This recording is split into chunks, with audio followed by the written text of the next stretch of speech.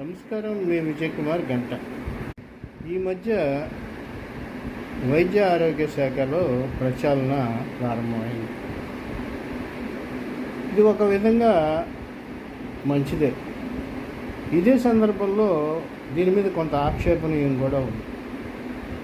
ఎందుకంటే ఈ ప్రభుత్వ వైద్యశాలలకు రాకుండా వ్యవహరిస్తున్న వైద్యుల్లో ప్రైవేట్ ప్రాక్టీస్ పెట్టుకునే వాళ్ళు కొంతమంది అయితే విజయవాడ లాంటి కార్పొరేట్, అలాగే గుంటూరు, విశాఖపట్నం లాంటి నగరాల్లో ఉన్నటువంటి కార్పొరేట్ ఆసుపత్రుల్లో ప్రభుత్వ వైద్యులే పనిచేస్తున్నారు.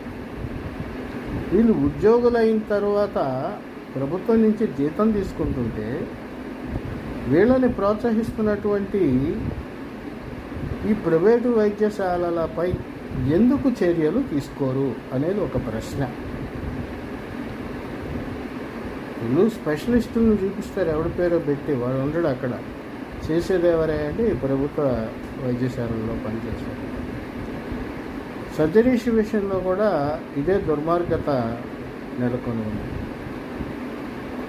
వేలకు వేలు ఆరోగ్యశ్రీ పేరిట లేదా ఎన్టీఆర్ వైద్య ట్రస్ట్ పేరిట బిల్లులు చెల్లించేటువంటి ప్రతి ఆసుపత్రిలో కూడా కీలక సర్జన్లు, కీలక నర్సింగ్ సిబ్బంది, కీలక పేరా మెడికల్ సిబ్బంది ప్రభుత్వ ఆసుపత్రిలో పనిచేసేటువంటి ఉద్యోగులు. ఈ కార్పొరేట్ ఆసుపత్రులకి రాజకీయ పలుకుబడులు ఉండటం వల్ల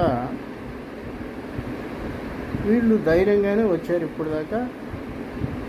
ఎందుకైనా ఈ పరిణామాల నడుమ అత్యంత సన్నిహిత మిత్రులు శశికుమార్ యాదవ్ గారు ఒక స్టెబన్ స్టెప్పే తీసుకున్నారు. ఎందుకంటే బడి అంటున్నాను, ఆసుపత్రికి రానటువంటి వైద్యుల్ని నిర్బంధంగా సస్పెండ్ చేస్తున్నారు, కొంతమందికి నోటీస్ ఇచ్చారు.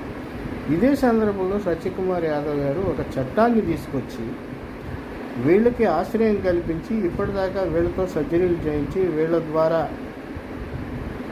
ప్రభుత్వం ఇచ్చే జీతం, అట్లాగే వీళ్ళ ద్వారా ప్రభుత్వం నుంచి నిధులు కాజేసేసినటువంటి ఈ కార్పొరేట్ ఆరోగ్యశ్రీ లేదా ఎన్టీఆర్ ట్రస్ట్ నెట్వర్క్ ఆసుపత్రుల మీద కూడా చర్యలు తీసుకోవాల్సినటువంటి అవసరం ఉంది.